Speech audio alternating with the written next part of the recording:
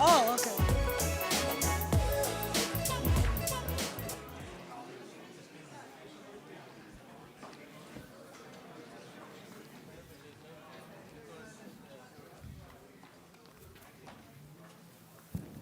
Go. You guys know the drill, 20 minutes. Okay, we're going to start a session early. Good afternoon, everyone. It's going to be good. I will speak very briefly. You're all familiar with the format by now. We're going to have 3 presentations of 20 minutes each, and then we'll go to the Q&A. I'd like to quickly introduce our speakers. Jose Dario Uribe, who's currently the president of the Latin American Reserve Fund. But the really cool thing is he was governor of the Central Bank of Colombia for an extended period. Then Sebastian Barnes. The interesting thing I've just learned about Sebastian, we've only had one conversation really, but it was all about how you rig a show to get the questions you want. Which he apparently did in some way, was implicated in Oxford at some point. So, you know, if the questions are really pointed, that's what's going on. And then Refit is online, I hope. Refit Gerkiak. And the interesting thing about Refit, I noticed when he was at our last conference, he's one of very few people I know who can wear a bow tie and look good. So I hope he's wearing a bow tie today. Apart from that, I think we'll go on to the first presentation. Who is, I'm not actually sure who's presenting first. Is it you, Jose? Yeah, in the program, yes. Great. Over to you. Okay.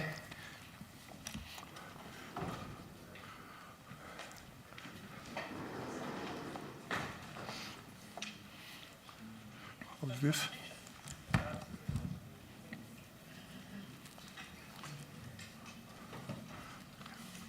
Okay. All right. Thank you very much. First, let me thank the invitation. Thank you, Leseya. It's a great pleasure to be here and a great pleasure to be here in South Africa. I had the opportunity to participate in a seminar some years ago, and it's part of my great experience as a professional. And thanks also to all organizers for excellent organization. So let me begin reminding you some of the characteristics of the Latin American inflation targeting economies.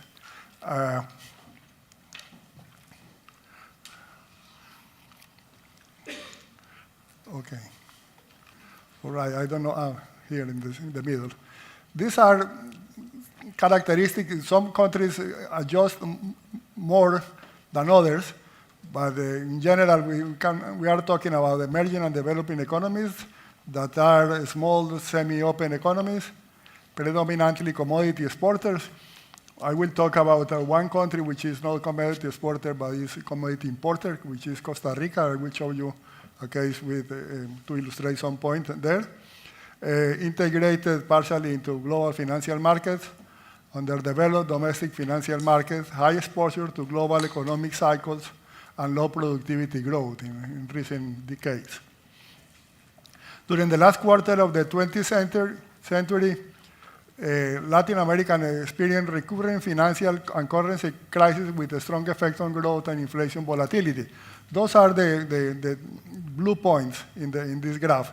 So don't look at the green points. I will show you again later on, but let's concentrate in the blue points. You have low growth, average growth of GDP, and high volatility in the GDP growth. And in the case of inflation is huge, the volatility and the level. So I'm talking about the period 1990-2000.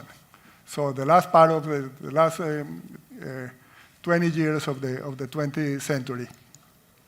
The key drivers and the triggers, or the triggers of financial and currency crisis are well known. In terms of trade shocks, which is a trigger in many cases, sudden stop in capital flows. Many of the papers on this by Guillermo Calvo and others are based on in the Latin American experience. Unsustainable fiscal policy, fiscal dominance of monetary policy. We have in that period some hyperinflation and very high inflation and hyperinflation, basically related to the fiscal financing, the monetary financing of the huge fiscal deficit, and unsustainable exchange rate regimes. So it's very much related to pegs and intermediate regimes.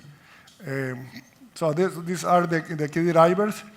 And the substantial cost of financial and currency crisis highlighted the need to enhance institutions and policies to strengthen macroeconomic and financial resilience. And this is something that was developed during the year, basically during this century. And we have the three pillars, the three main macroeconomic pillars: monetary and exchange rate policy and institutions, fiscal policy, and I will say fiscal policy and institutions, macro and micro prudential policy. And let me tell you what I am talking about here. In the case of monetary and exchange rate policies and institutions, central bank independence,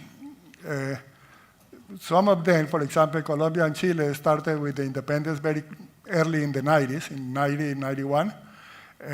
Some others later on, in 99 or 98, 99. So central bank independence, flexible inflation targeting, which was a process of movement through from the previous monetary regimes to flexible inflation targets, floating exchange rate regimes, enhanced communication, transparency, and accountability, and this is crucial for some of the countries that we are talking here, restriction on direct financing to the government.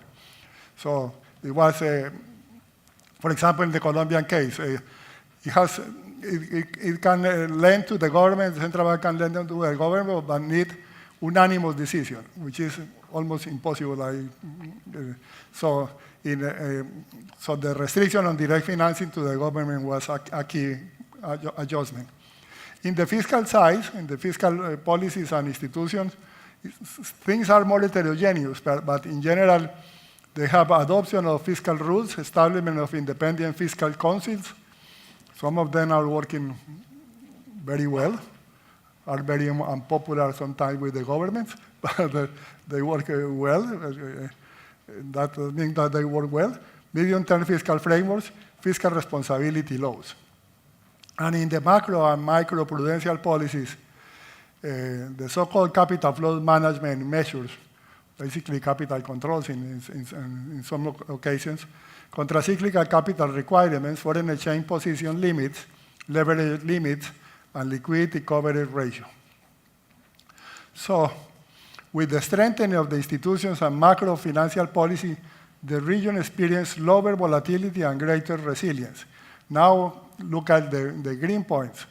The green points, what you see with the green points to the left-hand side, you see much higher growth, the average growth much higher than the previous period, and much less volatility of GDP, per capita growth. And in the case of inflation, it seems that it's in the origin. It's not in the origin, it's because of the axis that you have over there. But the movement was inflation down, the average inflation rate going to 1 digit, and the volatility of inflation very, very small. So you can see the difference between what happened during the last 20, 25 years of 20th century and what happened during this period of the 21st century. The new macro financial framework proved effective in addressing multiple external shocks. So this is not something that was achieved because we didn't receive shocks. We received a lot of shocks. We received the global financial crisis, which everybody received it. Taper tantrum. Country like Colombia was at that moment in 2013 very stable. It didn't move much at that point. In terms of trade shocks, which are something that the whole life we have felt, and in some cases very strongly. The COVID-19 pandemic, with supply, demand, and financial shocks, as we know. War in Ukraine, in terms of trade and supply shocks. Sharp and unexpected surge in inflation, and rapid increase in external interest rates. So not all, but many type of shocks were received, and and we did very, very well. The inflation targeting and exchange rate flexibility were key pillars of the new macro-financial policy framework. This was really a key. The combination of inflation target and exchange rate flexibility enabled Latin American economies to adopt contra-cyclical monetary policies. Inflation target credibility anchored inflation expectations, allowing central bank to adjust interest rate in response to economic fluctuation without fueling inflationary pressure, and the exchange rate flexibility acted as a shock absorber, reducing the need for monetary intervention that may otherwise be pro-cyclical. The story of Latin America in the 20th century was pro-cyclical monetary and fiscal policy. And now with these changes, we have contra-cyclical monetary policies. And I show you here, let's look at, for example, Colombia, my country, so I have the time to focus on that. If you look at the blue line and the red line, the blue line is the monetary policy rate, and the red line was inflation. Look at how in the middle of the 2000, in the 2006, 2007, the central bank started to act in a contra-cyclical way, anticipating what was going to happen then. There was an increase in inflation. And then we had a very good positions when the global financial crisis hit it. And the economy grew less, but it grew positive growth of close to 2%, and inflation was achieved and go to the target. So it was a very positive response. While some macroeconomic and financial policies are necessary, they may not be sufficient to prevent financial and external liquidity crisis. So you may do the work, but you may have problems, and probably you will have always problems. So capital flows are highly volatile, leading to external liquidity crisis that may escalate into solvency crisis. And market and coordination failures in global financial markets contribute to sudden stops, capital reversals, and contagion. So, additionally, the global environment remains highly uncertain and risk of new shocks persist. So you have here the escalation of geopolitical conflicts and economic fragmentation. We have talked about this this morning in different presentations. Increasing climate-related events and higher volatility in global financial markets. And I have a question here in parentheses. What if the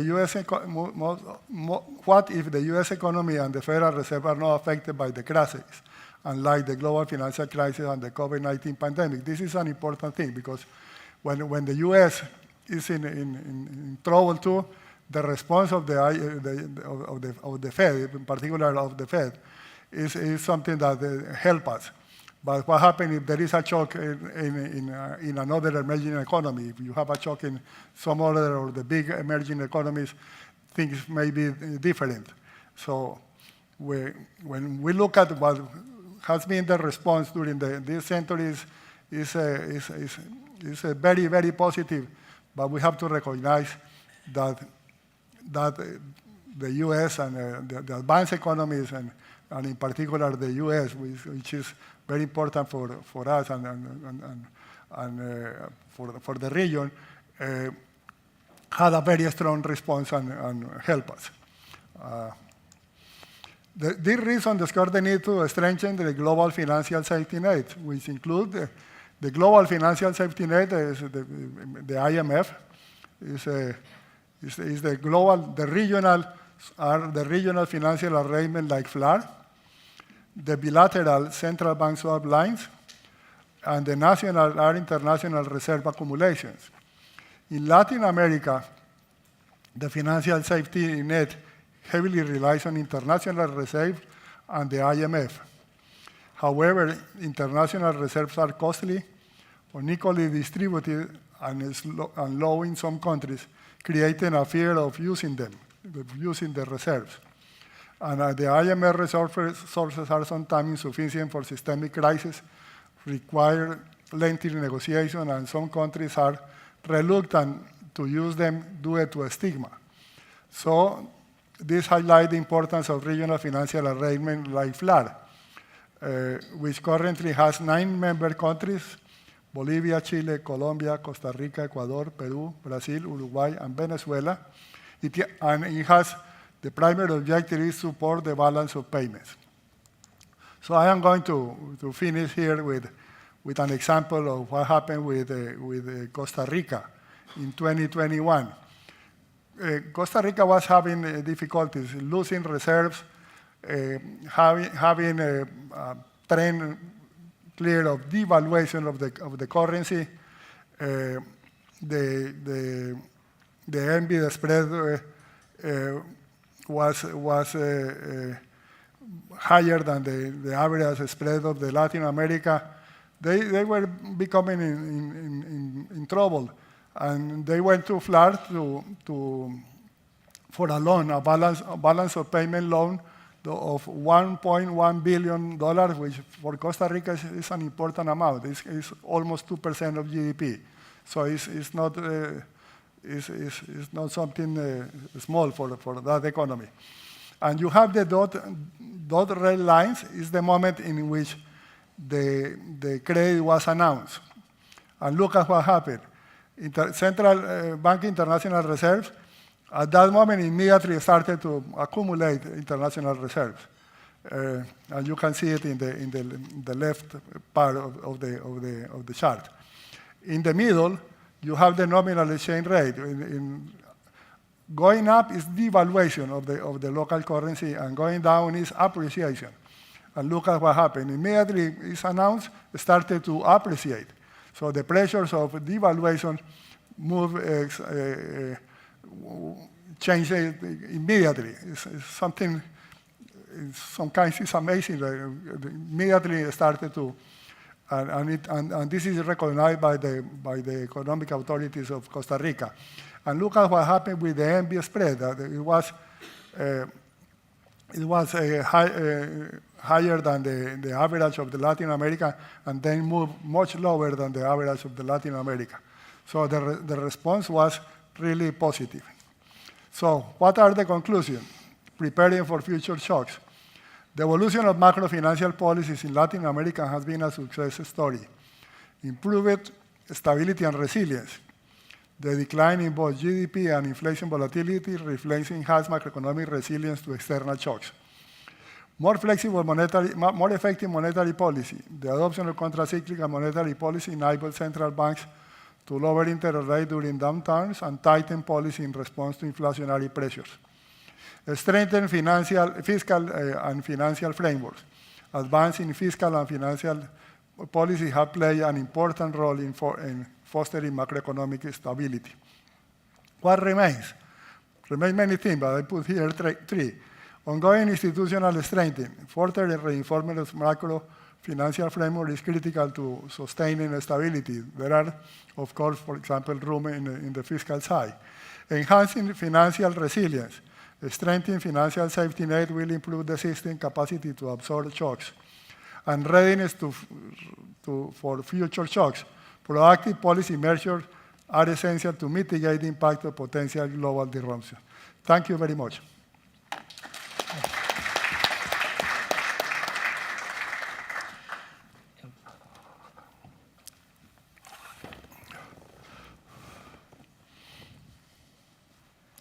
All yours. Okay, thank you very much to the organisers for inviting me to be part of this really interesting discussion that I think we've been having. So far, we've been focusing a lot on sort of cyclical management and on price stability in that sense. I want to take things in a slightly different direction and talk about the relationship between inflation and the kind of sustained long-term growth that's going to raise people's living standards. That's something that ultimately we all want. Now, we know historically, and that's why I hope this discussion is very complementary to what we've heard before. So we know that historically in emerging economies, inflation has been relatively high. There's been a kind of convergence process there, so the variance is less, and now inflation rates are typically more similar to those in advanced economies, but still, on average, somewhat above. So this is what I really want to think about in my discussion, and there are 3 points I really want to make. The first is that growth, I think, does bring quite powerful price dynamics within the economy. But then I also want to argue that these could be managed while keeping low and stable inflation. And I also just want to remind people that in the end, growth probably isn't really driven by inflation in the long run in any case. So, just as a little bit of background, this is very basic economic theory, but we know that income essentially tends to converge across countries. This chart shows the experience since 1990. That means that on average, countries with lower GDP tend to grow faster than those that have higher incomes. But of course, as this chart shows, that relationship might hold an average, but in truth, there's a lot of variation around that, as South Africa knows to its cost. And how fast you converge, how fast you can improve your skills, how fast you can accumulate capital, you can catch up with the frontier, depends on many things, including good policy settings. We also know that this process is associated with the convergence in price levels. So this relationship both loosely holds in cross-sections, so we know that prices tend to be lower in lower income countries. We also see that in time series, as incomes converge, prices tend to converge as well. Now again, there isn't a very close relationship in any of these things. If you look at individual countries, they might be very different from this, but this is our sort of basic background. Now, as you'll remember from school or from early days, the way economists tend to explain this is through the Balassa-Samuelson effect. The standard way of explaining this is actually sort of a subset actually of the broader model, but basically it explains price convergence, that you have relatively fast productivity growth in the tradable sectors. This is industry, manufacturing. However, those goods are sold in international markets, so we assume their prices are the same across all countries. That's not true within the tradable sector, and that generates, as you get this differential productivity growth between sectors, upward pressure in the domestic economy. And the question someone might plausibly ask is, well, if you're going to have this process, isn't it going to frustrate it if you try and keep inflation at a very low level in emerging economies? I don't think that's obviously the case, and I'm going to go and explain why a little bit. Though I do love that model. So the first thing is actually when you look at the literature testing this at different times in different subsets in different countries, the evidence is fairly mixed, I think, at best, as to whether it actually holds. But also what I think is important from that literature is there are a number of other factors that are at play that aren't part of this very basic standard textbook story that we all learn. One is that there seems to be some evidence that there are actually improvements in the terms of trade, in the sense that actually the countries that are emerging are able to get better prices for their tradable goods as well. So this holds if those goods are imperfect substitutes, or maybe if there's some measurement problem. But that's a different story from the one that I just told you that's in the textbooks.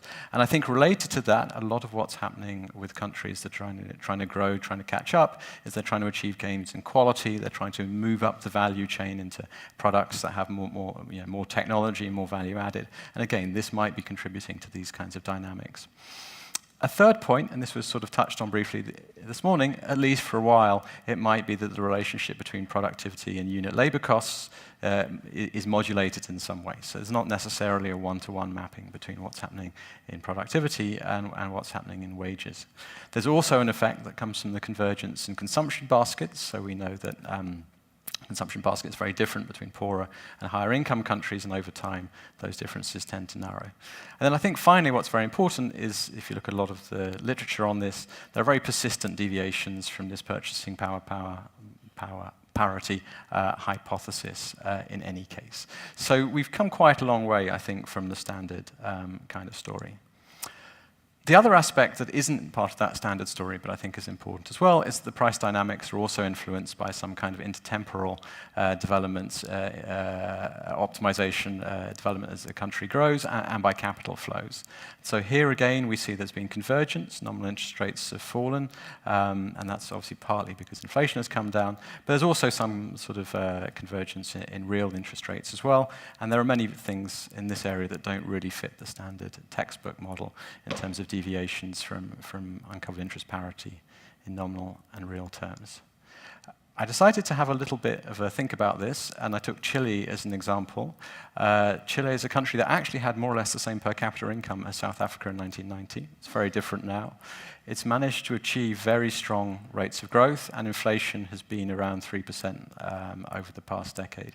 Looking at it, there's a bunch of other countries you could cite just as a general support of the fact that fast-growing economies don't necessarily have high inflation. If you look at countries in Europe, countries like Poland, Hungary, Czech Republic, which have experienced relatively fast growth, they've also had very low inflation. I mean, more like 2% over this period.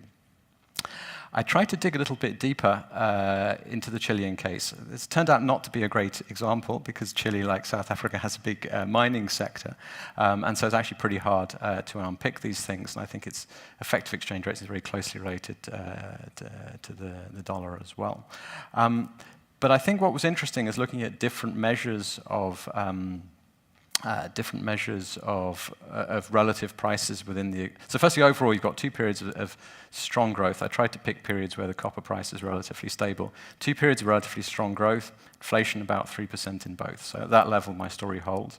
Once you start to dig into it a little bit deeper, and actually, I apologize, there's actually a mistake in this table, you can see there's quite different movements between these periods, between these different measures of relative prices, the PPP price level, the nominal exchange rate, a measure of the relative price of exports to imports, and the measure between the GDP deflator and the CPI deflator, which might be coming close to the Balasso-Samuelson effect.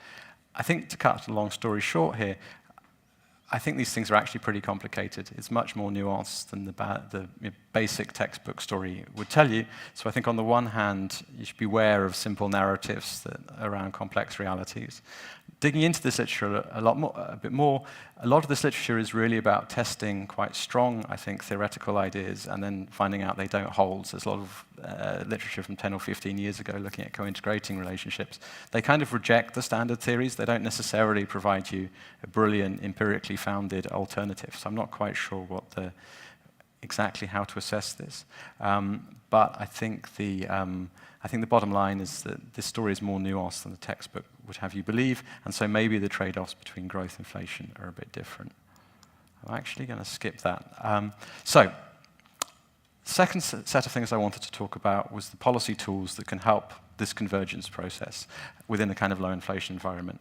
We spent a lot of time discussing credible monetary policy regimes, so I don't think I need to say anything about that. I think the appropriate external arrangements are very important as well, particularly the role of nominal exchange rate flexibility and allowing this kind of adjustment. We've also touched on well-anchored fiscal policy. So I think perhaps the two most useful things to expand on a little bit are more structural kind of things. One is wage price flexibility. And the way administered prices are set, the way wages are set. And this is very important, both as we know to avoid inflation persistence, so we can manage shocks better if wages and prices are more flexible, but also to allow these relative price shifts to take place. If it's very hard to adjust relative prices, say, between different sectors that are performing differently, it's going to be much harder to get a good outcome in terms of inflation or in terms of growth. And I think something that has been important in many OECD economies has been some form of social coordination. Now, this doesn't work in every setting, and I think it works very differently in each of the settings that it does, but I think some countries that have gone through a sort of process of trying to get down to lower nominal growth, lower inflation like this, have used bargaining between the different parties successfully to try and achieve this. It can also go the other way, to be fair. The one other thing that I want to spend a little bit more time on that can also be helpful in this context are structural reforms. If we have structural reforms that induce productivity growth, that lead to a positive supply shock growth in output terms, and this chart is drawn from an OECD paper that looks at the impact of reforms on regulation, energy, transport, and communication. This, on the one hand, it can help lower the price level, reduce inflationary pressure, so it can be part of this of keeping inflation low. But I think it's also important from a political economy point of view, that if there's greater wealth in the economy, it's a bit easier sometimes to manage some of the trade-offs. People can continue to have real wage growth without necessarily forcing on inflation. There's also a bunch of other effects that these reforms can have. This is a table, it's actually quite an old OECD paper that looked at the different impact of structural reforms on savings and investment. So again, the picture here is actually quite complicated. What I was curious about, so there's a literature that basically looks at the impact of structural reforms. Pretty much all of those papers just look at the impact on GDP. So I thought I would try and do the same thing and look at the impact on inflation. I think one really important caveat here is that there's sometimes a belief that all structural reforms are somehow transformative of the economy, which isn't the case, right? Governments are always doing, hopefully, some bit of reform here and there, which incrementally is one of the things that drives growth. But it's fairly rare to have these sort of big reform packages that really move the dial in a macro sense that a central bank might want to take into account, for example, in the setting of monetary policy. So what I've done here is I've used this indicator that was developed by Alacina and others for what's essentially a reasonably big but not enormous growth shock. And so this is the impact on GDP. It's actually pretty hard to identify these things. So there is a bit of a positive impact, I would argue, but it does play out over a couple of years. I didn't show a chart of this because it wasn't very interesting, but I tried quite hard to see if I could find any impact on inflation in this framework or on the real exchange rate, and I couldn't really. So I think that's, I think sometimes these things help a little bit, but we shouldn't overstate how much impact they can have. This is actually a much better version of what I've done from a paper I came across recently that I think was worth sharing. This is looking at Italy. So Italy is undertaking really major reforms of a fairly basic sort in terms of deregulating its services sector, boosting spending on innovation, and reforming the justice system. And so this very nice piece of work from the Banca d'Italia, it basically translates those reforms into some OECD indicators, then uses micro modeling to think about what impact they might have on markup and productivity, and then it runs through a DSG model. And so basically what you see is that growth does build up, or there's a positive impact on the level of GDP, but it takes quite a lot of time for that effect to build up. It also has an impact on investment that's quite significant, and there's a bit of an impact on inflation that goes in the direction that I said, which is I think it's supportive of their overall package of reforms, but it doesn't massively change the inflation outlook. And of course, this is in the monetary union, so the rules are a bit different. The final point that I wanted to make, I think, is to look at the problem from the other direction, which is how does inflation impact on growth? I think this is familiar to many of us, but I think growth is primarily driven by other things. There's obviously very big literature on what does drive growth. This is the modeling that underlies the OECD's long-term forecasts. Depending which kinds of shocks you apply, there are many things, particularly the accumulation of human capital, trade openness, that have really big effects on growth. Low and stable inflation does help, but it's just one factor amongst many, and its role shouldn't really be overstated. Consistent with this is OECD policy advice for South Africa from 2022. Our new report is about to come out, but I think it reflects the kind of thinking that we've been discussing here in terms of macro stability, but also major reforms to boost productivity, particularly around competition of state-owned enterprises, around corruption, around energy, tax system, and also on the labor side in terms of skills, collective bargaining, and social transfers. So to conclude, I hope I've shown that growth does actually lead to very big price dynamics within the economy, and the faster you grow, the more powerful those dynamics are going to be. But that these can be managed actually while keeping inflation pretty low and stable. In the end, I think I've taken quite a lot of your time to say that the long-run Phillips curve is kind of vertical, and also that inflation is about the overall price level and not necessarily relative price adjustments. But I think it's kind of reassuring to see that works out. And of course, growth is essentially driven by structural factors. And I think as a final message, I think if we're a country that's thinking about trying to raise growth and to develop at a strong pace, there isn't a lot of alternative to thinking mostly about this very hard path of undertaking structural reforms. The idea that easy monetary policy is going to make that happen, I don't think is justified. So monetary, low inflation will support that process, but in the end, it's on the real side that the action happens. Thank you very much.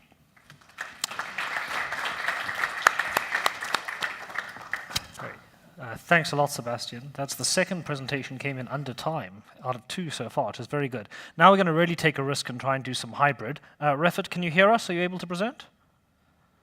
Yes, very much so. Great. Can you hear me? Over to you. We can hear you perfectly. Thanks very much.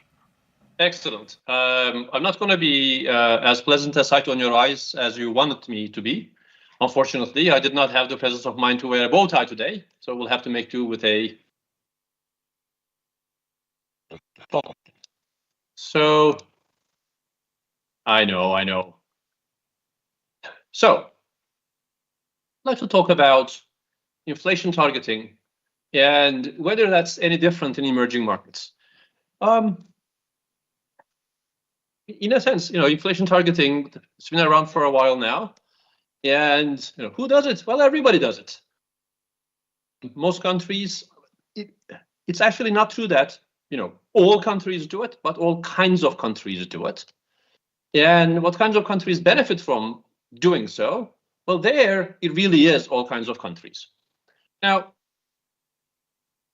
there's a question about, okay, all kinds of countries do it, all kinds of countries benefit from it, but do we fit into that fold? Are we different? Okay, and without regard to who that we refers to, the answer is no. And I'm going to come back to this. Countries, of course, are different, and policies are, of course, different, but it's never the case that, in our country, this would never work. In our country, inflation targeting wouldn't be, properly operational, or in our country would never be able to lower inflation and have price stability. All those stories, all those statements come back and are distillable into we don't want to. Let me show you something that I'm very fond of.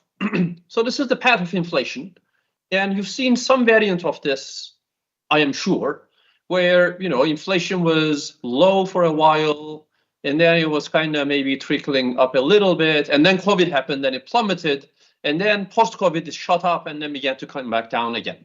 Now, what is interesting about this particular inflation path is the scale, where here inflation peaks at tad below 3.5%. This is Switzerland. And it's very instructive to think about what on earth caused Switzerland to have a peak post-COVID inflation of less than 3.5%. Compare this to the euro area that completely surrounds Switzerland, right? Switzerland is this dot within the euro area, and it really is different. In fact, if I hadn't put the labels here, you would have looked at the red line and said something like, yeah, advanced economy inflation, and then the dotted line would have been, yeah, emerging market inflation. It really isn't, actually. Of course, from the Swiss perspective, the euro area might have looked like emerging markets in a pejorative sense. But the key here is to see that, being an advanced economy by itself doesn't make your inflation high or low. There are all kinds of advanced economies, just like there are all kinds of emerging markets. And in fact, a topic I want to come back to is that this emerging market designation as a mindset about whether certain policies are appropriate or not, or as a constraint on the perceived availability on policy space, has far outlived its usefulness. Now, one thing I'd like to show you, this is from a paper I wrote for the Brookings Institution on emerging European post-COVID inflation. If you look at the weight of energy in the consumption basket and try to correlate that with the cumulative headline inflation in the 2 years following COVID, that regression actually works very well. Okay, and in doing so, you'll learn things like, Hungary was doing some really inappropriate fiscal policy alongside rather permissive monetary policy. Albania is an energy producer. It's really important for Albania, but their share in the world energy market is so tiny that nobody else knows that. And Switzerland produces almost all of its electricity within the country and is subject to a price cap. So Swiss energy prices did not go through the roof. If you look at this and do the same exercise for core inflation, so the inflation on the y-axis now excludes energy, the direct effects of energy, but the energy weight is still on the x-axis, it works just as well. It really was the second round of the energy supply shock that drove up the cumulative core inflation in these emerging European countries. That idea applies just as well to the advanced European countries that are in the euro area. This is the same exercise for the euro area, and the two countries that you see here as outliers are the two Baltic countries that had problems with the Russian invasion that went much above the price of grain and electricity and gas, obviously. But the point here is that you can tie European inflation very easily to the energy shock. It's not right to think of this as a policy mistake. In fact, to talk about a policy mistake, one has to have some sense of what the results of a policy mistake looks like. And there, we're lucky, because we have my favorite country, the Turkish inflation. If you want to talk about policy-driven inflation, that's what it looks like. Now, the point here, apart from the insensibility of Turkish policy in this period, is that if I hadn't separated these countries into emerging markets versus advanced economies, there was no sense in which they are actually different. These countries respond the same way to energy supply shocks, regardless of what label you put on them. And their policy response determines what happens afterwards. You get a supply shock, of course your inflation is going to go up. You do sensible policies, it's going to come back down.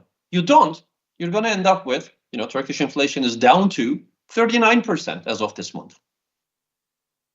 Now, one of the things I'd like to talk about, therefore, is it's wrong to think about post-COVID inflation from the perspective of, are these emerging market countries, are these advanced economies? The correct decomposition is, were these countries subject to the same shocks European countries were? And did they respond to these shocks in a similar way? A good control here, other than Turkey, is actually the US. The US did not respond to the Russian invasion the same way Europe did, because US was not beholden to Russian gas. But US inflation went up, just like European inflation, mostly because of demand management failures. There, the fiscal policy was a primary driver. And that distinction is important, and way more important than, these are advanced, those are emerging. Within the advanced economies, the distinction between sensible policies and not sensible policies is way more important than the distinction between high-income countries versus low-income countries. All right, now, this isn't exactly part of my presentation, but I'd like to bring it up because I really care. I thought within that period, many central banks committed a common mistake where the language was inflation is transitory. I think this statement was correct. It was transitory at a lower frequency than most of us anticipated. Certainly, I didn't expect it to last that long. The transitory effect was much larger than we thought. I didn't see inflation going to double digits, right? But it is the case that this was a supply shock for most of these countries and inflation was transitory. However, no sensible central banker should talk about inflation as an object external to themselves. Inflation is transitory is correctly heard as not my business. You cannot say that. There is a right way of saying this, which is inflation is transitory. If not, we will make it so. Central banks always have to own up to inflation. Now, coming back to policy in advanced versus emerging markets, this idea of what exactly is this grouping is a very good one, actually. Why do we need a common label for, US, Canada, I don't know, Germany and Belgium, and another common label for Costa Rica, South Africa, Turkey, Hungary, whatever. I don't know, human mind isn't evolved sufficiently to handle too many things, so we just categorize. Fine. But why these categories? One way to see this is it's just an income-based classification. This is more or less the way the World Bank sees the world, right? There are income cutoffs, and then you get labels based on this. That has its uses, and I understand that. But we all understand that emerging markets isn't a label of that sort. Emerging markets really is, ooh, something, something, and these countries are doing this. Well, maybe we should that too. Wait. You are emerging markets, right? It's as if the laws of economics, however much they are laws, are different in advanced economies versus emerging markets. This is patently incorrect. People are people, incentives are incentives, markets are markets. Good policy is good policy, bad policy is bad policy. It really doesn't matter whether you are in advanced economies or emerging markets. This classification of countries into, yes, good policy looks like this in these countries, but not else in those countries because they are different. Why emerging markets? That's actually very nonsensical. And there's very little, if you begin to focus on this a little bit, there is very little substance behind the argument. Now, it is true that in terms of the policy space and policy applications, countries are classifiable. That classification usefully is not advanced or emerging markets. It's countries that do smart policies and countries that do dumb policies. Those exist.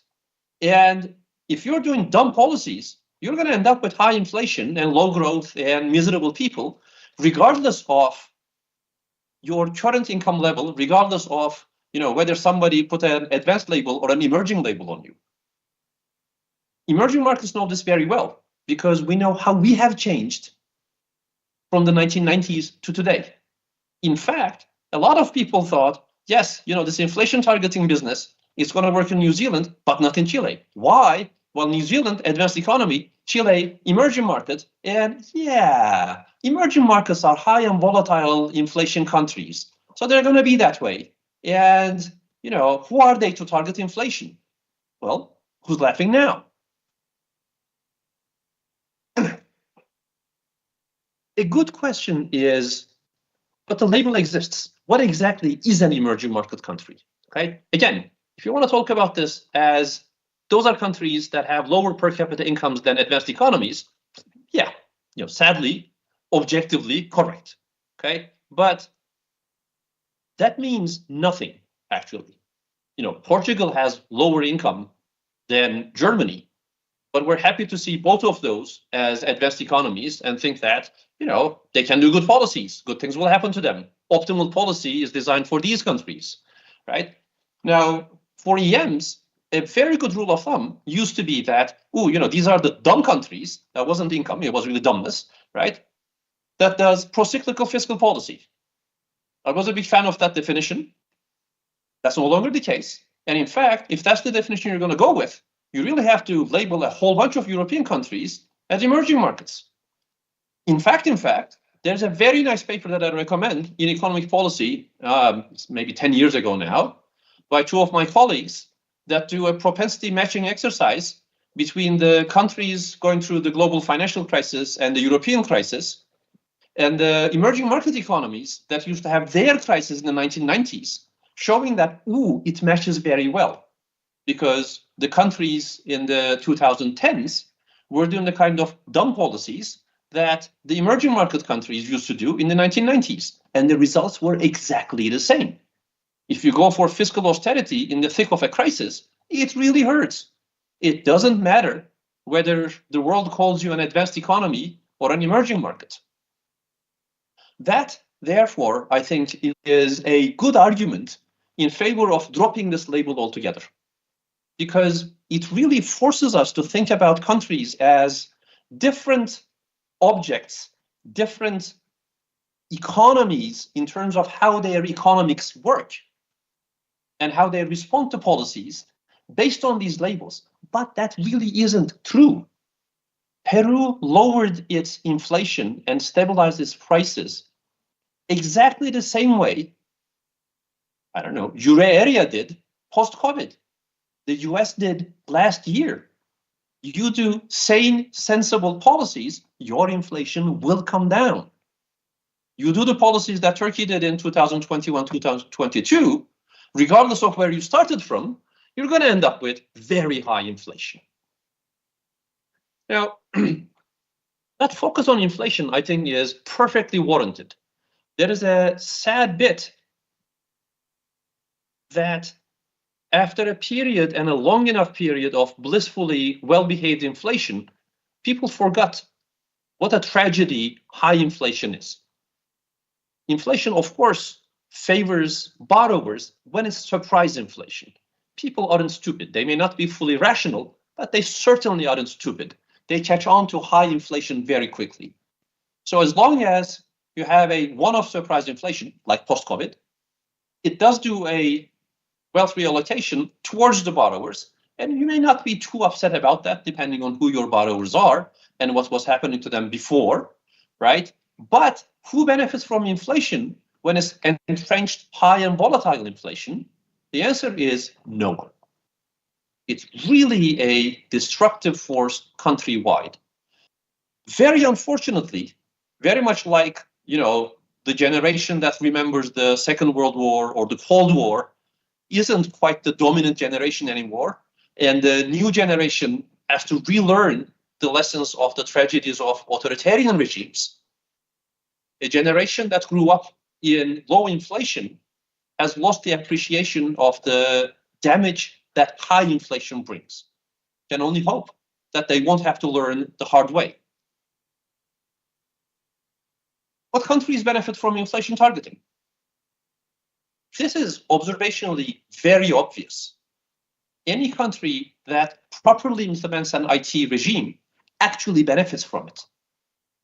The US does, Euro area does, UK does, Japan does, but also South Africa does to the extent that we can, Turkey does to the extent that we can, Latin America does to the extent that we can. And many of these countries actually do it to a great extent. The big problem isn't whether you start from already low inflation or high inflation.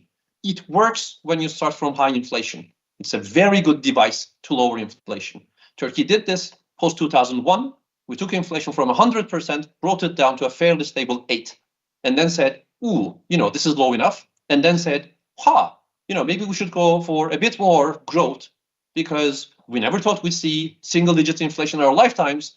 This is more than good enough. And then here we are. Countries that buy commodities and sell commodities, countries with current account deficits and surpluses, these are empirically really obvious things. It's not what kind of a country you are as a fixed effect. It's not where in the world you are. It's not what your income level is. It's not what your inflation level at the get-go is. It's not, what your exchange rate regime is. Okay, you can't do this with fixed exchange rates. There you can only hope that you're fixing against a country that's doing some sensible IT so that you're importing it. But purely floating, sure. Managed float, also sure. Both work. See Switzerland, right? What doesn't work is if you're doing dumb policies. If you do dumb policies under the label of inflation targeting or any other policy framework, your outcomes are going to be not good, and nobody's going to be surprised. I think a good question is, why is it that this inflation targeting is so popular? Is it a policy fad? My sense is that it isn't, for two reasons. One is central bankers are economists, and usually good economists. So we understand a theoretically appealing policy framework when we see one, and this is one. It's kind of clear that, this ought to work if implemented properly. The second one is a bit of helplessness, that in many of these countries, we had tried fixed exchange rates. We had tried limiting the size of the central bank balance sheet. We had tried money growth targets. We had tried all kinds of things. and managed to make them blow up on our faces. And it was out of a desperation that this was the only remaining bit of policy framework that we hadn't tried, and it looked like a good candidate, and it did work. Why didn't the other policies work? My sense is a lot of it has to do with political economy than the inherent unsuitability of those policies. If you are able to implement a good fixed exchange rate regime and you're fixing against a country that has low inflation, it will work. But you're going to be under a lot of pressure to monetize this, monetize that, increase the domestic money supply. And many of our countries actually repeatedly ended up with a first generation Krugman style balance of payments crisis. You fix the exchange rate, it works, and then you begin to increase your monetary base, and then there is a run on your currency, and then it blows up. This isn't a central banking problem. Central bankers don't do this willingly. It's a political economy problem. They are pushed to do it. Inflation targeting comes with a framework that isolates the central bank at the get-go. That independence that is part of the inflation targeting actually works very well. And my hunch is, if you're able to have an, properly independent central bank in a regime that is doing exchange rate targeting, that too will work. I'd much rather have inflation targeting for the reason that I'm going to say in a second, but as long as your central bank is sufficiently independent and is able to run a coherent policy framework, you're not going to end up with persistently high variable inflation. The second reason is something that public finance economists understand very well. If you see an inefficiency, there are a zillion ways you can go at it.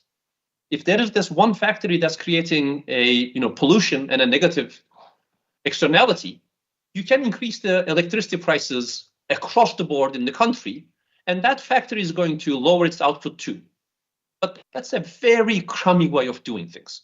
Public finance says address inefficiencies at the source. Now, if you think about targeting money growth rates, targeting interest rates, any other thing, what you are trying to do is to bring inflation to a particular level. Public finance tells you, then have your framework focused on inflation. Because the farther back in the transmission chain you're targeting, the less effect on your object of interest you're going to have. If you are going for inflation, if your mandate is price stability, interest rate targeting is going to work, but the relationship between interest rates and inflation isn't exact. To the extent that that's moving around, you will hit your interest rate target, but inflation is going to be variable. If you want inflation at a certain level, go target inflation. That's what inflation targeting does. Now, given that, I think it's a fair question. Okay, so are we at the zenith of monetary policy frameworks? Now that we've invented and operationalized inflation targeting, are we done? We are not by any means, because the world keeps changing. The shocks we are subject to and the structure of the economy keeps changing. Policy has to change with it. My sense is, and this might be my lack of imagination, inflation targeting still remains the valid optimal policy framework, but the way we're going to operationalize that has to keep on evolving as the structure of the economy and therefore the nature of the inflation we're targeting changes. One of the bits here is communication that I talked about at the very beginning. As the economy is different, communication about that economy has to change, right? The details of the policy framework. Do you want to have a point target or a band target? How wide? Those things will have to change. We have to think now, now that we've seen what we've seen in the past 5 years, perhaps we think that we're living in a world where the shock variances are much larger. Should we go for a wider target band for inflation? My sense is that we shouldn't, because the inflation target is there to anchor expectations. If you go from 2% inflation or a very narrow band, 1.5 to 2.5, to 1 to 3 or 0 to 5, the anchoring ability goes way down. People don't necessarily assume you're going to go for the middle of that. The moment inflation is higher than the middle, people will begin to think, well, it's all the target band. Maybe they are as happy going for the top end of that target band.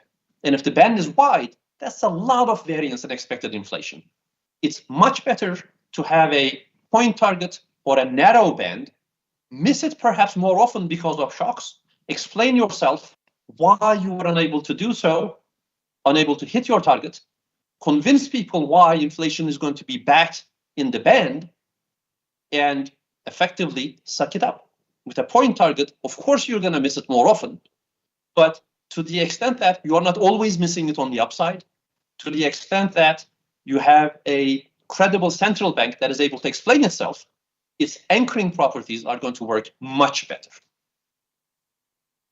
The other thing that's going to continue is the better we are in our fight against inflation, the lower the cost of inflation is, and policymakers are happier to go for a bit more inflation because they think that the trade-off is worthwhile. That's never going to end, and we'll have to find different ways of fending politicians, fiscal policymakers, who are after the central bank's ability to monetize or its reserves or whatever it may be, because they're going to see this as, inflation 2%, 2.5%, same difference. Let's go for 2.5. Let's have a bit more growth. We know the end of that slippery slope, but the way that problem is going to manifest itself is going to keep changing as politics changes, and policy has to keep up with that.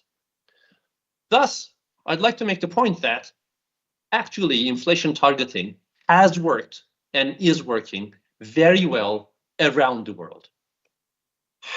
Just how well it works depends on how carefully and how, without exceptions, countries have implemented this. Whether this works in emerging markets actually is a empirically meaningless question. Theoretically, it's a doubly meaningless question because theoretically EMs aren't defined. But empirically, there are these group of countries with this label. Does inflation targeting work there? Yes, it has. EMs today look nothing like the EMs of the 1990s. Why? Good inflation targeting. That is why. We see that it does work. And if in theory people have doubts, this is one of those, well, it works in practice. It's your job to figure out why it works in theory. I would like to go back to the point of it's not only about inflation targeting or monetary policy.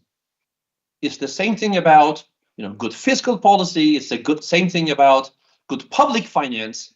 Good policy is good policy, regardless of the country you're applying this in.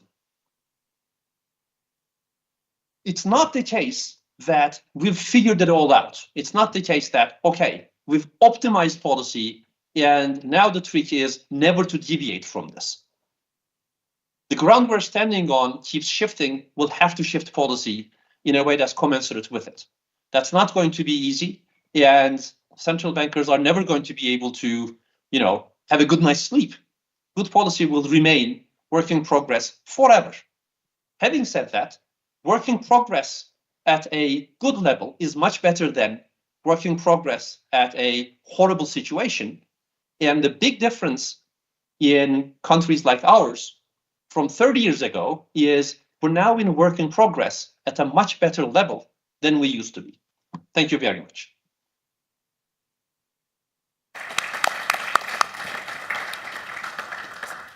Yeah, Rafat, thanks so much for that. I especially enjoyed the distinction between smart countries and dumb countries. And I think those would make great chart labels in some future World Bank report, maybe on trade policy. Anyhow, okay, now we're on to the Q&A session. I think how we're going to construct this, we'll do sort of 3 questions at a time, and then we'll try and get a signal from the different speakers who wants to take what, if there isn't a name attached. So let's see some hands, please. Absolutely fantastic. Jacina, will you start us off? Thank you. Naklatsi is in charge of the microphone.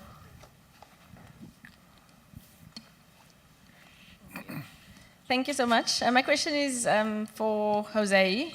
Just on you highlighted the several or the shocks that the global economy has been facing over the last few years, and we've actually seen multiple shocks happening at the same time.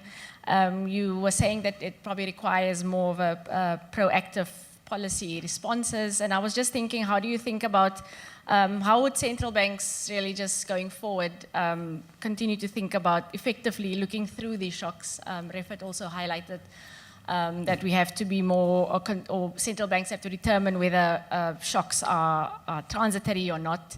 And we've heard that countries are not all the same. How do we respond to that? I think also Latin America, we see that countries are not the same. Latin America, Brazil, currently hiking rates while the others are not. So how do we think about just looking through the shocks going forward in terms of transitory versus permanent impacts of shocks? Thank you. Great, thanks, Jacina. Looking for hands in the middle section. Rashad, and then I see JF after that. Thank you very much. This is a question for Rafet. I want to challenge Rafet, although I know you'll come back and maybe destroy me, but you're a nice guy, so you may not.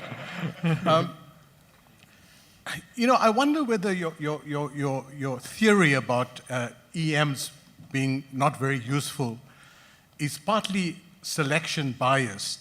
In other words, we know that there are DMs that act like EMs and EMs that are like DMs. So you can't compare Chile to Korea or China to Brazil. But there are a set of archetypal countries that share something in common that give rise to a discipline called, not a discipline, maybe taking it too far, emerging market central bank economics. And this is a few things. One is they all have soft currencies. Now, as I say, in every there are outliers. There are some developed countries that may have soft currencies. They all tend to have slightly higher exchange rate pass-through, which is related partly to soft currencies and exchange rates. Their balance sheets grow differently from the balance sheets of most developed countries. Their balance sheets are driven, also partly related to the exchange rate, to FX accumulation because of their vulnerabilities. They're far away from the zero low bound. Now I'm saying that I'm talking of a set of median countries. I know some emerging markets are there. They generally have less financial depth. They tend to have higher risk premiums. Their inflation expectations are more backward looking.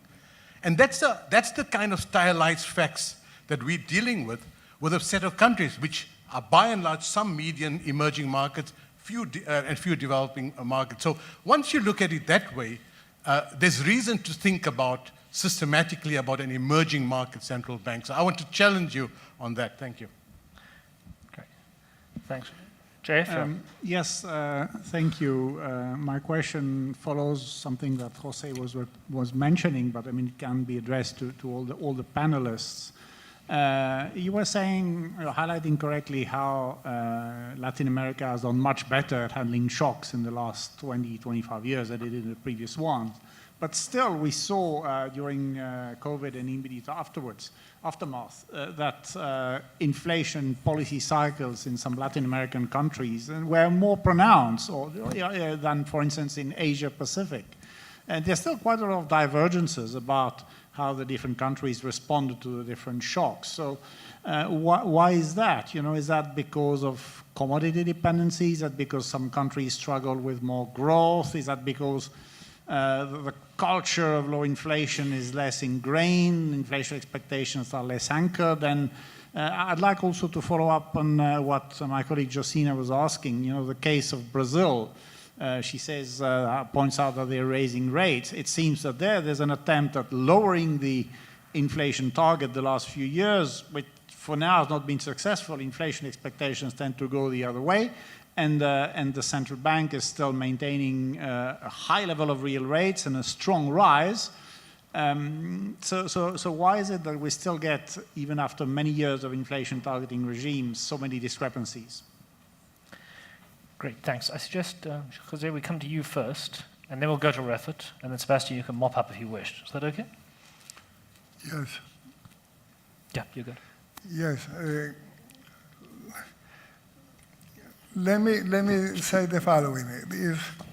I think that the inflation targeting regime, when I was the first time looking at the idea of inflation targeting, one of the main points that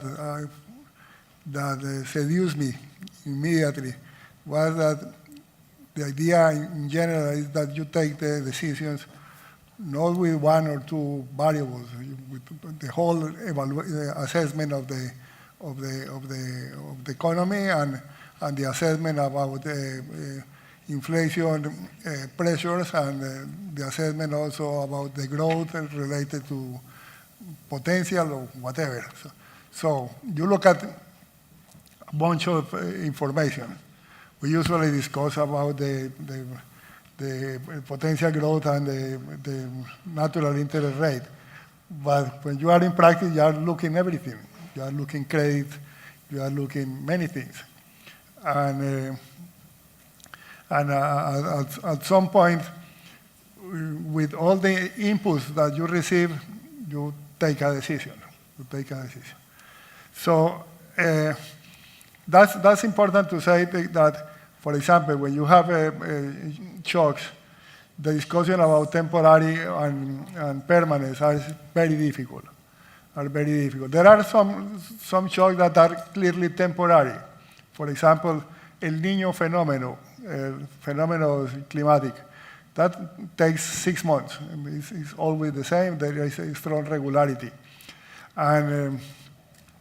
But that doesn't mean that you can say, okay, we don't answer that because in the conditions that we have in our countries, sometimes with a temporary shock, supply shock, you start seeing that affect, for example, inflation expectations. And you start saying things that if that continues, you have to respond with in some way, despite that you know that it will take 6-7 months. In the shocks that we have received recently, things are much more complicated because you have many things that you don't know many types of shocks, and you don't know exactly if they are going to be temporary, if they're going permanent, or how long are going to take, and you have a successive type of shocks. So basically, is that you do an assessment, a complete assessment, and put your heart in the assessment, and you take the decision. And when you have a board, everyone does that type of exercise, and everyone contribute in the different type of views, and then it becomes the decision. The case of Brazil was, at least in the region and probably in the world, was the first one to increase the interest rate. But when you look at the figure of Brazil, inflation didn't go down much in 2020. So they have the inflation, in many countries, Colombia, Chile, Peru, we have inflation moving to close to zero. Brazil was moving to more than 3-4%. So immediately they started to see, they act, because it started to affect the inflation expectations. And then you have the point now that they have inflation going up again and increasing, always the first one to increase too. So it's an art. It's an art, all this. It's very difficult. Sometimes it works well, sometimes it doesn't work that well, but the point is that you have to, the homework of doing their job permanently, thinking and looking and acting. And this is related to the other question, why the divergence of things. fiscal size are very different in some countries. It's very different the fiscal stance in Brazil than in Peru, for example, or in Colombia than in Peru. And you have also some other countries in the region with very strong, very high deficits, and the levels of debt goes from some country with more than 90% of GDP, others 60, and others 30, and so on. So we have things in common, but we have also difference. And some shocks affect positively in one direction and one country, and in the opposite direction others. I put the example of Costa Rica. Costa Rica is very strong commodity importer, very strong. Costa Rica export basically tourism and some services, and they have to import oil and everything. Many commodities they have to import it, so the response is different. Great.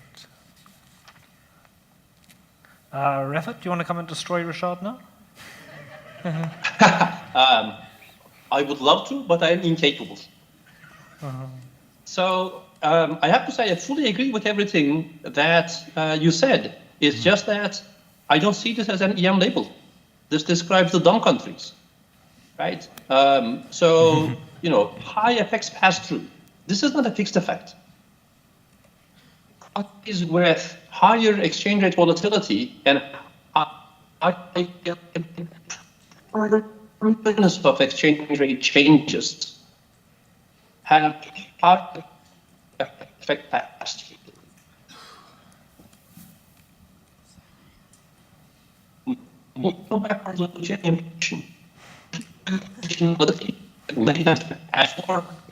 Inflation expectations for within the country across time.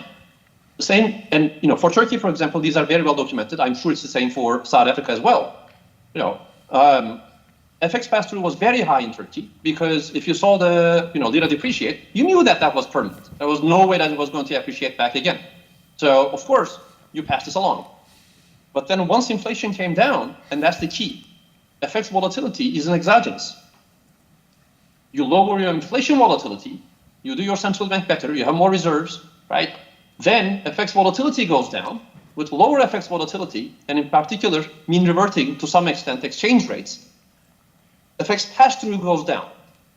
That we saw. And then you go crazy again, FX pass-through goes back up again.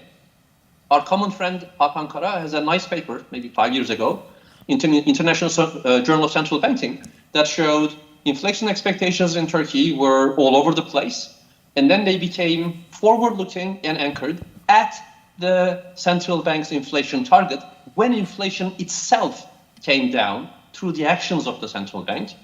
And then as the central bank effectively abdicated and let inflation do whatever it wanted to, the exchange rates began to be an important anchor in inflation expectations, and expectations began to be backwards looking again. This, I would say, is the definition of a country with dumb policies. You do this, that's going to happen to you, right? And I think the final proof of that is going to be, within our lifetimes, a few of the current advanced economies doing these sufficiently on a sustained basis that they're going to begin to look like, ooh, yes, this is exactly what an emerging market economy is, right? Under a previous government, the UK was this close to being there, and they're not completely out of the woods. The US is working very high to, make a great example for economists. It's terrible for 350 million Americans and the rest of humanity too, but it's going to be a great learning experience for all of us. But the point here is, I fully agree with your categorization of the countries. I just don't think EMs is a good enough catch-all label for these countries. These are the dumb policy countries. It doesn't matter that they are also a subset of the EMs. the EM countries that do the good policies, when they do the good policies, actually benefit from them a lot. And their FX pass-through goes down, and their dollarization of the financial system goes down, and their risk premium goes down, and their inflation expectations become forward-looking and anchored at the inflation target of the central bank. And it doesn't matter that they used to be EM countries. Thank you. Great, thanks.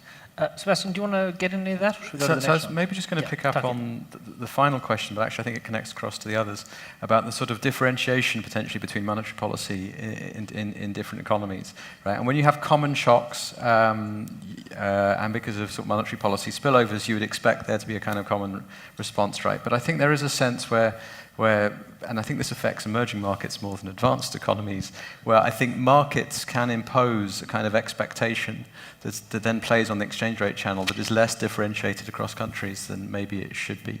Now, how much difference that makes in practice, I don't really know. Whether it really fundamentally changes policy, whether it's a secondary factor, I don't know. But I think it is important for central banks and their communication to be able to explain how they're different. And I think how their country might be different, particularly for markets that aren't very big in the global scale or are less well understood. And so I think that is an important challenge for central bank communication. I think they're much better placed to do it than governments, because governments will always explain they're different because they're smarter. Central banks, I think, are more credible in their communication. And I think you do have this effect within advanced economies as well, but I think it's much more critical, this market channel. To the extent that market perceptions are wrong, that will be much more costly for emerging economies. Great, thank you. I think we've got time for one more round of questions, so I'm going to look for volunteers. Start over there, please. And then I think we'll go to Mamiketi, and I'm sure I saw Maklatsi. Oh, you the additional hand. Oh, I see. Sorry. Yeah, great. Excellent result. Yeah. Remember, please do just introduce yourself. Good afternoon. My name's Marie Antelme, and I'm from Coronation. Thank you very much for a really interesting and insightful panel. We've heard quite a lot today about central banks that adopted inflation targets and have reaped the benefits sometimes because they did dumb things to start off with, and some for other reasons, but also that there's been a transition towards lower inflation targets where they were adopted in an effort to evolve along with prevalent conditions in their economies. But I wonder if you could spend a little bit of time talking about what conditions and considerations you would think are the most important in a successful transition to a lower inflation target over time with the lowest sacrifice ratio or the lowest cost to growth. So what do you think are the most important considerations and conditions in achieving a successful transition to a lower inflation target? Especially because in some of the moves to lowering inflation targets, while they've achieved lower inflation, many countries haven't actually achieved that target. So I'm wondering what needs to happen for that to happen. Thank you very much. Great, thanks. Mamiketi, you're up. Oh, okay. I'm just going to follow up on Marie's question. This was going to be my second question. Oh, Mamiketi from Standard Bank, sorry. I'm going to follow up on Marie's question around the inflation target itself. So we've had quite a big discussion around whether inflation targeting is the right policy or not. And I mean, Rafik's view is that it is the right policy, but the debate in South Africa is what should the actual target be? And I wanted to get thoughts around how do we think about that? How do we think about any gains that you get from moving inflation, the target itself down from say 4.5? Once you've got policy credibility around that to a 3%, what is the incremental gain from that versus thinking about the cost? And this is a very different question to saying, do you want an inflation target at all versus not actually having one? And then I wanted to just ask on the role of reserves within emerging markets, whether they exist or not as a group. But one of the arguments I've seen is that emerging market currencies have become a lot more stable because the reserves actually improved. So as you went into, say, COVID 2020, at least emerging markets had quite high reserves, and therefore there was a lot more monetary credibility in the system as a result. And then the third question that I'd like to get your thoughts on is what is this? So I think each of the speakers has mentioned fiscal policy, and that fiscal policy and well managed is a great anchor for price stability in the economy and enables or probably can disable inflation targeting or the achievement of inflation targets. What does bad fiscal policy look like? It can be like a numerical idea, or like what should we be looking for? What are the things that say fiscal policy within the system has become itself a problem for price stability and for inflation targeting and for reserve banks? Great, thank you. And then the last question, I guess, Rizwana, please come on. Thanks, good afternoon. My name is Rizwana from Nedbank. I've got two questions, one for Jose and another for Refit. Jose showed the chart where LATAM inflation has come down sustainably since 2001. My question is, to what extent did China industrializing and China presenting a disinflationary force to the world by producing and supplying everything or almost everything cheaply aided, or to what extent has it contributed to that in combination to some of the good macro-prudential and inflation targeting policies that have been adopted? And then if we think about the future, if we assume that in the next couple of years we get more supply chain shocks and China perhaps takes up sort of a lesser role as being that key disinflationary force over the last few years, do you think that particularly from a LATAM perspective, those macro prudential policies and inflation targeting will be able to still keep inflation contained or prices stable in that type of volatile environment? And then for Refit, mentioned that many other inflation-related policies failed because of political economy issues. One of the speakers earlier mentioned that we are perhaps moving into a world where we get more interference with central banks, particularly in the US space. So my question is, and maybe if you can comment on US or on the topic in general, is if we do see more intervention or more interference from politicians on central banks, in particular the inflation targeting mandate, how would the Fed respond? How do you think the Fed should or would respond in that type of environment? Thanks. Great, thanks. Okay, we've got just less than 4 minutes left. I propose, Sebastian, if we start with you, then we'll come to Jose, and then Refit, you'll finish up online. Okay, Sebastian, all yours. Okay, very good. So the first, so I'll pick up on two questions. The first one was about this question of lowering the inflation target, which is obviously a big subject of debate in South Africa. I think we've heard various views about the desirability of doing that and coming down to something that's more genuinely closest to, I guess, some true measure of price stability. So I tried to explain in my talk, I think it's completely compatible with South Africa raising its growth performance, which is actually the most important thing, to have a lower inflation target. In terms of how to do it, there are obviously various ways of lowering the sacrifice ratio, good communication, ensuring that fiscal policy is not pushing in the wrong direction. I think what's very important really to emphasize is not to think about that as a sort of a problem with no certainty, but it's a problem under uncertainty, right? And the big risk is that you do all the right things and then 50-50 you get a big shock that pushes up prices, and then you're kind of in a bad situation because you're not meeting your new target. You've maybe tightened policy a little bit to try and get inflation down, and it's failure. And so I think that's the real risk.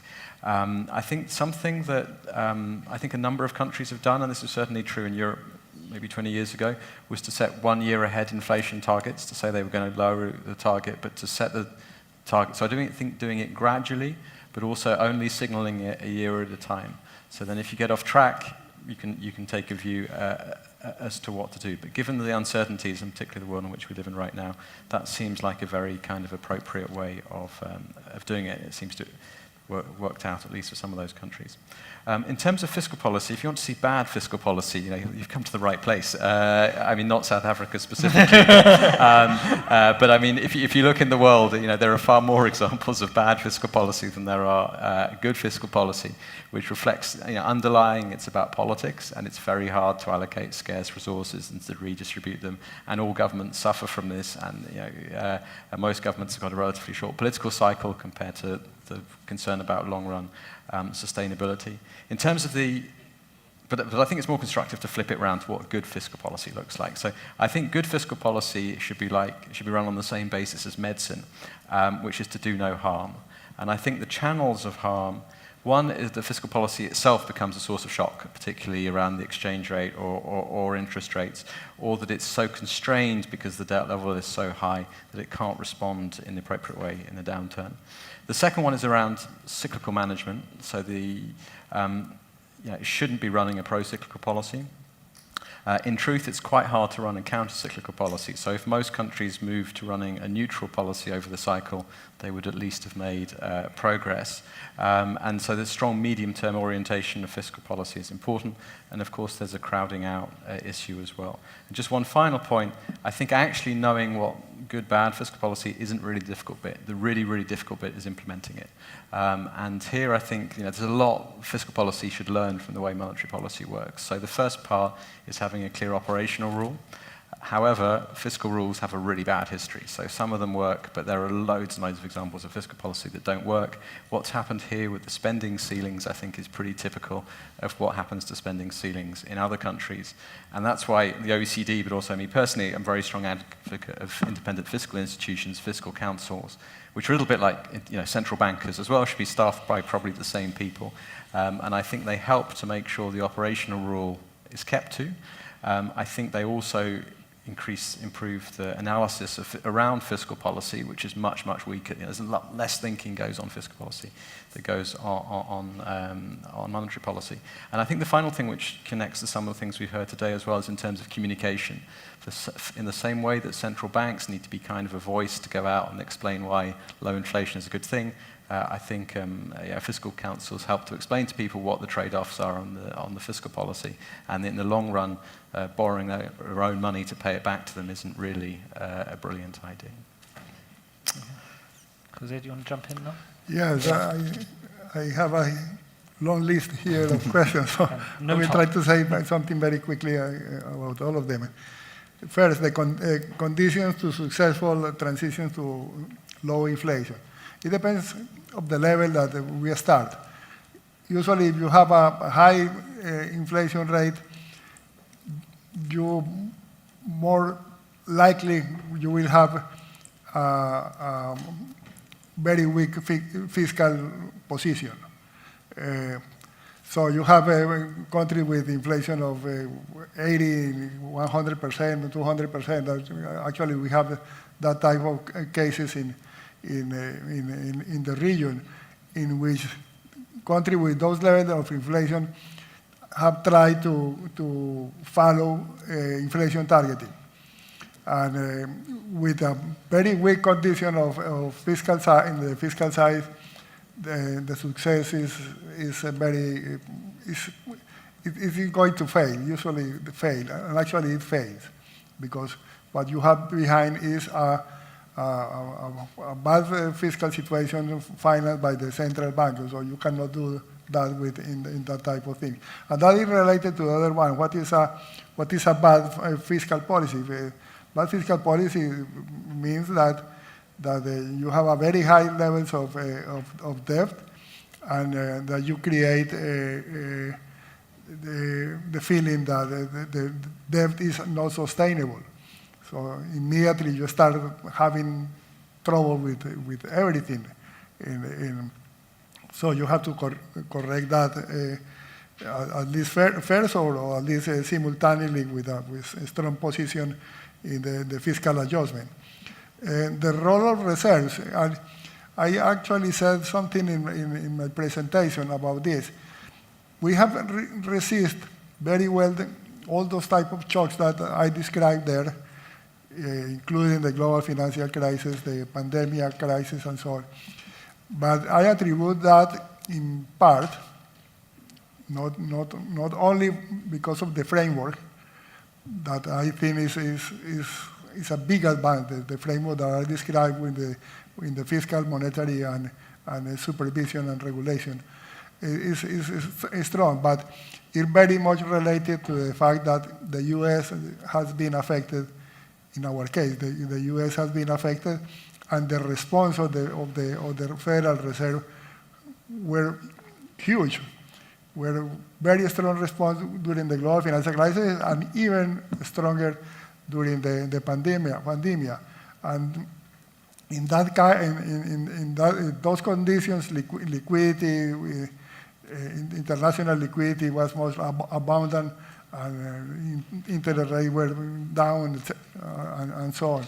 So I have the intuition that, as I said also in the presentation, that if there is a big shock in a big and important emerging market economy, that is not affecting the U.S., the Federal Reserve, and the advanced economies, the pressures will be much higher than we have seen during this century.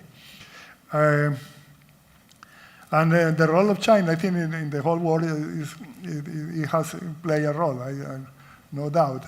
And actually, I was thinking when the question was made, what is going to happen, for example, with we are just starting to see the effects of, probably we will start to see relatively soon the impact in productivity of the artificial intelligence.